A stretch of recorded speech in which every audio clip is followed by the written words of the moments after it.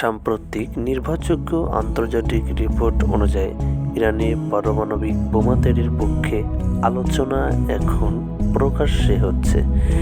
বিশেষ করে কঠোরপন্থী মহল ও ক্ষমতাশীল গোষ্ঠীর মধ্যেও এই দাবি জোরালো হয়েছে। এমনকি এনপিটি পারমাণবিক চুক্তি থেকে বের হয়ে যাওয়ার কথাও উঠেছে। তবে গুরুত্বপূর্ণ বিষয় হলো, এখন পর্যন্ত ইরান সরকার আনুষ্ঠানিকভাবে পারমাণবিক বোমা বানানোর ঘোষণা দেয়নি, তবে গোপনে তারা অস্ত্র বানানোর জন্য বিশেষভাবে অস্ত্র যোগাচ্ছে। কোনো চূড়ান্ত সিদ্ধান্ত নেওয়া হয়নি। এই আলোচনার কারণ যুক্তরাষ্ট্র ও ইসরায়েলের হামলা, যুদ্ধ পরিস্থিতি, ইরানের ভেতরে ক্ষমতার পরিবর্তন। এগুলোর কারণ অনেকেই মনে করছে পারমাণবিক অস্ত্র ছাড়া টিকে থাকা কঠিন, তাই দাবি বাড়ছে।